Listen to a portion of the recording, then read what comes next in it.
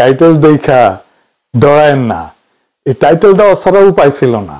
আমরা ভাবতেছি দেশের কি হবে, সবাই ভাবতেছেন না কি আসতেছে সামনে, ইলেকশন হবে কিনা, আওয়ামী লীগ আবার ফিরে আসবে কিনা, হাসিনা ফিরে আসবে কিনা, আপা ফিরবে কিনা। কিন্তু এর চাইতে জরুরি প্রশ্ন হইতেছে, আমি আপনি বেঁচে থাকবো তো, আমাদের সন্তানেরা বেঁচে থাকবে তো? হাসিনা তো আমাদের সন্তানদের পাখির মতো গুলি করে মারছে, কিন্তু আজকের সরকারও মারতেছে আমাদের আর আমাদের সন্তানদের। তবে ধীরে আসেন একটু বিস্তারিত বুঝে দেখি। আলাপ শুরুর আগে একটু গৌরচন্দ্রিকা করে নিই। আমি বাংলাদেশের মানুষের অনেক বাস্তব সংকট মোকাবেলার জন্য বেশ কিছু সমাধানের পথ বাতলাই দিছিলাম। চাইলে প্রফেসর ইউনূসের সরকার অনেকগুলোই বাস্তবায়ন করতে পারতো, করে নাই। আজকে আমি এমন একটা ইস্যু নিয়ে কথা বলবো যার ভুক্তভোগী আমরা সবাই, আমি আপনি সবাই। আর এই সমস্যা আমাদের স্বাস্থ্য, আমাদের জীবনী শক্তি, আমাদের জাতির প্রোডাক্টিভিটি, উৎপাদনশীলতা একেবারে নিঃশেষ করে দিচ্ছে। আমরা যেন একবারে দাঁড়াইতে না পারি সেই ব্যবস্থা করতেছে। কি এটা? এটা হইতেছে বিষাক্ত খাদ্য। শুধু মানুষের খাদ্য না, পশু প্রাণীর খাদ্যও বিষাক্ত। আর সেইগুলো শেষ পর্যন্ত আমাদের শরীরে ঢুকতেছে। বাংলাদেশে যে পরিমাণে খাবারে ভেজাল, সেটা সম্ভবত পৃথিবীর শীর্ষে। কোন খাবারে ভেজাল নাই? দুধ বলেন, শাকসবজি বলেন, ফল, মশলা, আচার, আইসক্রিম, মাছ, কোনটা না? প্রত্যেক দিন আমরা নিজেরা বিষ খাই, সন্তানদের মুখে বিষ তুলে দিই। রেস্টুরেন্টে যে রান্না হয় সেটাও পচা। বাংলাদেশ সম্ভবত একমাত্র দেশ যে দেশে 5 স্টার হোটেলে খাইলেও পেট খারাপ হয়। ব্যানে ভ্যানে করছি না। একবার শেরাটন হোটেলে খাইছিলাম 2006 সালে, আমার নিজের টাকায় না, আমারও তো টাকা নাই শেরাটন হোটেলে খাওয়ার মতো। অফিসের বস ফ্রান্স থেকে আসছিল, ও খিলাইছিল। ওরে বাপ, রাত থেকে বমি আর পাতলা পায়খানা একেবারে ডাইরেক্ট হয়ে গেছিল। হাসপাতালে ভর্তি হইতে হয়েছিল, তার সাথে জ্বর। যাই হোক, কারো কোনো ভ্রুক্ষেপ আছে? এই যে খাবার দাবারের যে অবস্থা, আমরা যে বিষ খাইতেছি, কারো কোনো ভ্রুক্ষেপ নাই। নিরাপদ খাদ্য, এটা পাওয়া যায় মানুষের মৌলিক মানবাধিকার, এটাও মনে হয় জানে না কেউ।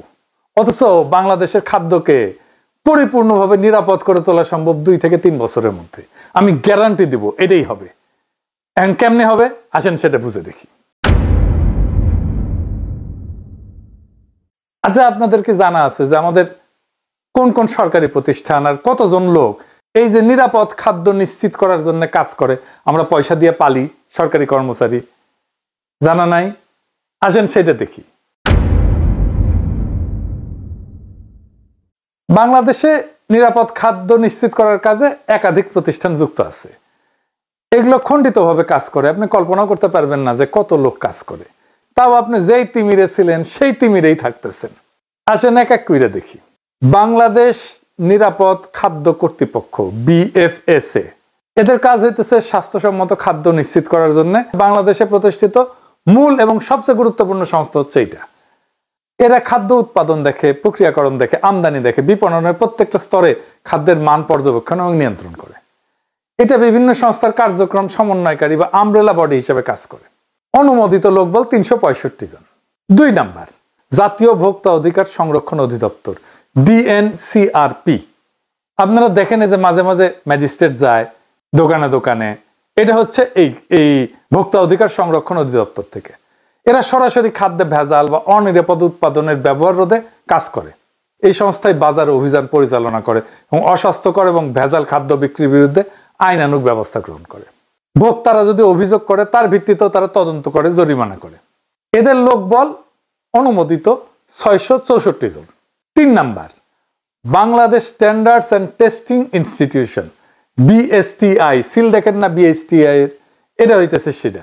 বিভিন্ন খাদ্য পণ্যের মান নির্ধারণ করে এবং সেই মান অনুযায়ী পণ্য উৎপাদন হচ্ছে কিনা সেটা নিশ্চিত করে। তারা পণ্যের অনুকূলে BSTI এর একটা সিল দেয়, যা পণ্যটা নিরাপদ কিনা এইটার নিশ্চয়তা দেয়। খাদ্যে ভেজাল রোধ এবং সঠিক পরিমাণ নিশ্চিত করতে BSTI নিয়মিত ভ্রাম্যমাণ আদালত পরিচালনা করে। বর্তমানে এদের 664টা পদ আছে, আরো 1600 পদ এই সরকারি নিয়োগ দেবে, এটা পরিকল্পনা গ্রহণ করা হয়েছে। 4 নাম্বার, জনস্বাস্থ্য ইনস্টিটিউট, IPH। এইটা স্বাস্থ্য অধিদপ্তরের অধীনে থাকা জনস্বাস্থ্য রক্ষার জন্য একটা গুরুত্বপূর্ণ প্রতিষ্ঠান। এর অধীনেই আছে national food safety laboratory, NFSL।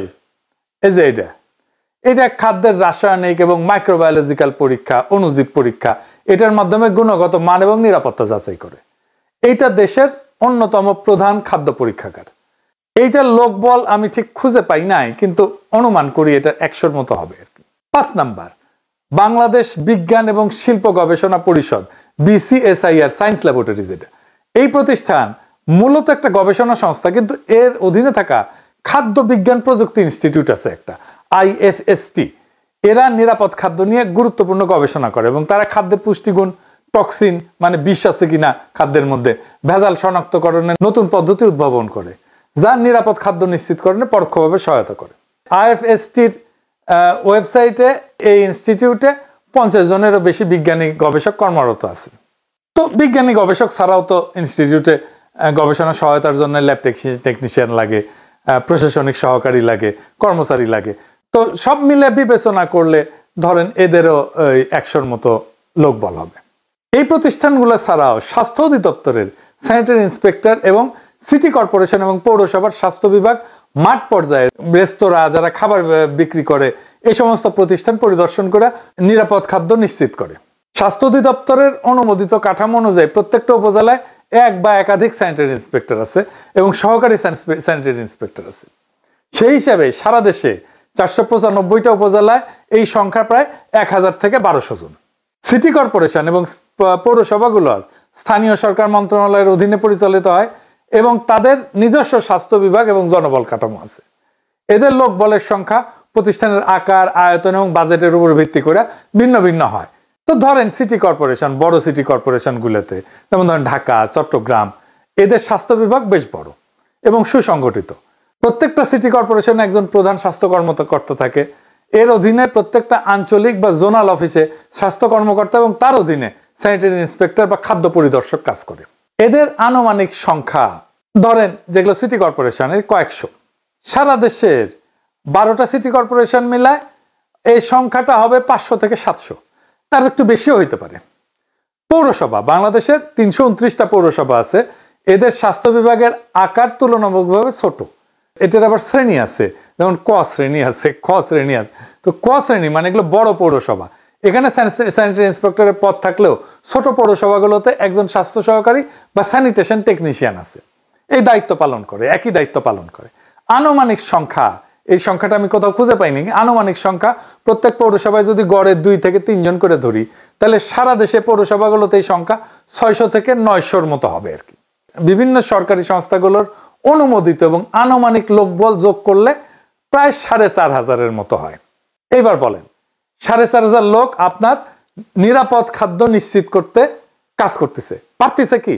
পারতেছে না। কিছু পারতেছে? কিচ্ছু পারতেছে না। আচ্ছা, আমরা আশেপাশের কিছু পরিসংখ্যান দেখি, মানে ধরেন আশেপাশের দেশ, ধরেন ইন্ডিয়ারটাই দেখি। আসেন ইন্ডিয়ারটা একটু দেখি, আমরা মিলাই দেখবো বাংলাদেশের সাথে। ইন্ডিয়ায় ঠিক একই কাজ কতজন করে জানেন? 27500 জন। বাংলাদেশে জনসংখ্যা তো প্রায় 17 কোটি। তো মোট লোকবল হচ্ছে 4500-এর মতো। প্রায় প্রত্যেক 39,000 জনের জন্য একজন পরিদর্শক।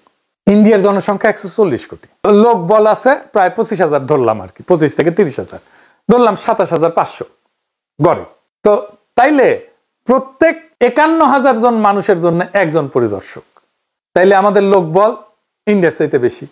তাইলে ইন্ডিয়ার চাইতে কি খাদ্য আমাদের দেশে বেশি নিরাপদ? আসেন সেটা দেখি। ইন্ডিয়া একটা গবেষণা হয়েছিল এবং পাওয়া গেছে যে 42% খাবারে ভেজাল পাওয়া গেছে। তার মানে 58% খাবার ভালো। আমাদের দেশে ভেজাল কত? 76% খাবারে ভেজাল, মানে 24% খাবার ভালো। তাহলে আমাদের এই 4500 লোক বল কি বাল ফেলাইতেছে? কিচ্ছু না। অন্তত ইন্ডিয়া স্ট্যান্ডার্ড তো মেনটেন করবে। কি ভয়াবহ অবস্থা বিরাজ করতেছে দেখেন। তাহলে এখান থেকে উত্তরণের পথ কি? আচ্ছা, এবার আলাপে যাওয়ার আগে আরেকটা তথ্য দেখে নি। আমেরিকাতে কতজন কাজ করে নিরাপদ খাদ্য নিয়ে কাজ করতে? 5,500। যুক্তরাষ্ট্রে জনসংখ্যার হিসাবে প্রত্যেক 61,000 জনে একজন খাদ্য পরিদর্শক কাজ করে, একজন খাদ্যকর্মী। মানে আমরা আমেরিকার চাইতে বেশি লোক নিয়ে আমরা কিছুই করতে পারতেছি? কিছুই করে না এরা, হয় জানে না অথবা কাজ করে না, বসে থাকে, খালি বেতন গুনে।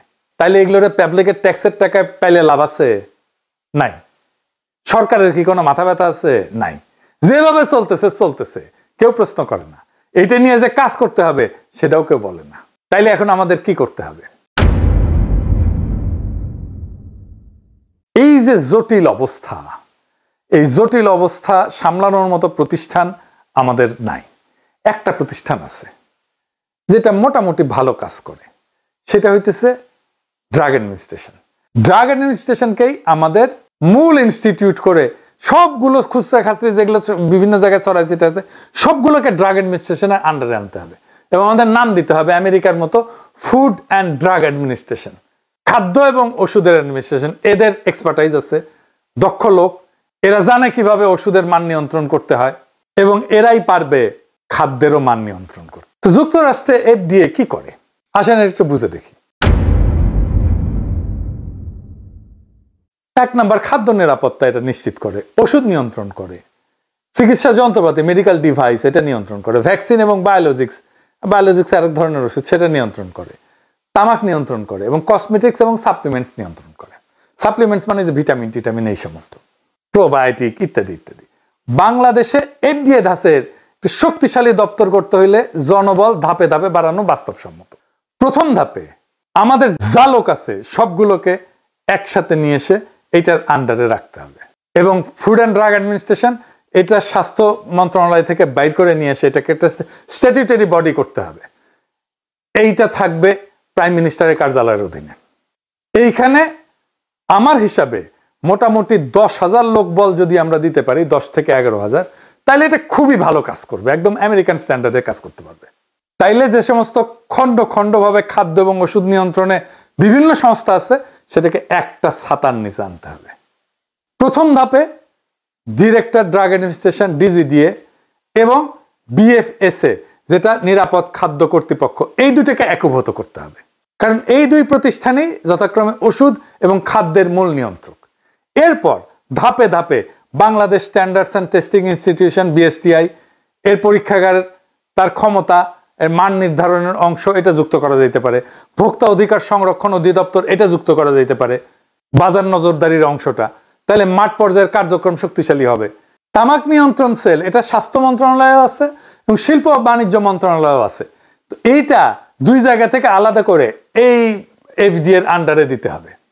আর কসমেটিক্স, আমি জানি না কসমেটিক্স কেউ দেখে কিনা, কসমেটিক্স এবং সাপ্লিমেন্টস নিয়ন্ত্রণের জন্য DGDA এবং BSTI থেকে নতুন দপ্তরে স্থানান্তর করলে পুরা খাত একটা ছাতার নিচে চলে আসবে। এইভাবে ধাপে ধাপে আগাইলে বিচ্ছিন্ন সংস্থাগুলো একীভূত হয়ে একটা পূর্ণাঙ্গ food and drug administration of Bangladesh গড়ে উঠবে। আমি আগেই বলছি যে পুরা দপ্তর সাজাইতে 10 থেকে 11,000 লোক লাগবে যদি আমরা এটা আমেরিকান স্ট্যান্ডার্ডে চাই। আমাদের হাতে আছে 4,500 লোক, তামাক নিয়ন্ত্রণের সাথে যুক্ত আছে প্রায় 1,000-এর মতো, তার মানে 5,500 হইল।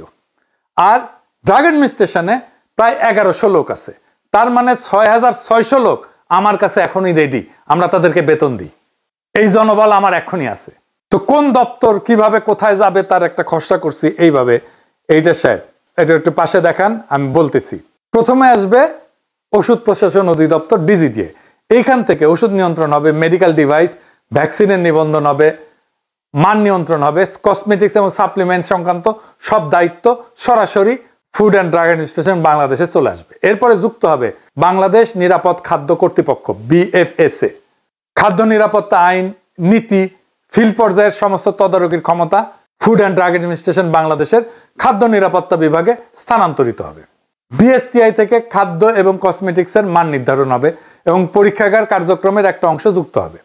স্থানীয় সরকার প্রতিষ্ঠান যেমন সিটি কর্পোরেশন, পৌরসভা, যাদের ভ্রাম্যমাণ আদালত এবং স্যানিটারি ভেটেরিনারি ইন্সপেকশন ক্ষমতা আছে, তারা সমন্বিত হয়ে ফুড অ্যান্ড ড্রাগ অ্যাডমিনিস্ট্রেশনের খাদ্য নিরাপত্তা বিভাগ এবং ভোক্তা অধিকার সেলের সঙ্গে কাজ করবে, তাদেরকেই রিপোর্ট করবে।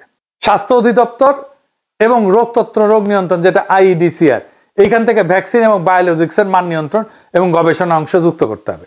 ভোক্তা অধিকার সংরক্ষণ অধিদপ্তর মানে DNCRP, এটার বাজার নজরদারির একটা অংশ যুক্ত হবে যাতে খাদ্য এবং ওষুধ সংক্রান্ত প্রতারণা প্রতিরোধে food and drug administration Bangladesh কার্যকরভাবে ভূমিকা রাখতে পারে। সবশেষে স্বাস্থ্য মন্ত্রণালয়ের তামাক নিয়ন্ত্রণ সেল এবং শিল্প ও বাণিজ্য মন্ত্রণালয়ের তামাক উৎপাদন এবং বিপণন অনুমতির ক্ষমতা একত্রিত হয়ে ফুড অ্যান্ড ড্রাগ অ্যাডমিনিস্ট্রেশন বাংলাদেশের তামাক নিয়ন্ত্রণ বিভাগ গঠন করবে। এইভাবে ডিজিডিএ থেকে ওষুধ, বিএফএসএ থেকে খাদ্য, বিএসটিআই থেকে মান নিয়ন্ত্রণ, স্থানীয় সরকার থেকে ফিল্ড ইন্সপেকশন, ডিজিডিএস থেকে এবং আইডিএস থেকে ভ্যাকসিন, ডিএনসিআরপি থেকে বাজার তদারকি এবং টোবাকো সেল থেকে তামাক নিয়ন্ত্রণ সব একত্রিত হয়ে একটা পূর্ণাঙ্গ food and drug administration of Bangladesh গড়ে উঠবে। বিষমুক্ত খাদ্য মানে শুধু স্বাস্থ্য না, এটা আমাদের অধিকার, এটা আমাদের ভবিষ্যৎ। আমরা চাই দুধে বিষ না, বিশুদ্ধতা। আমরা চাই শাকে রাসায়নিক না, প্রাণের গন্ধ। আমরা চাই রেস্টুরেন্টে ভোজ, হাসপাতালের শয্যা না। আজ সময় আসছে, আমরা বলবো একসাথে, আমরা নিরাপদ খাদ্য চাই, এখনই চাই, আজই চাই। এই দাবিই আমাদের শক্তি, এই দাবিই আমাদের বাঁচার শপথ। যেদিন ভেজাল মুক্ত খাদ্য হবে সবার অধিকার, সেদিনই জন্ম নেবে একটা শক্তিশালী, সুস্থ, অদম্য বাংলাদেশ। ইনকিলাব জিন্দাবাদ।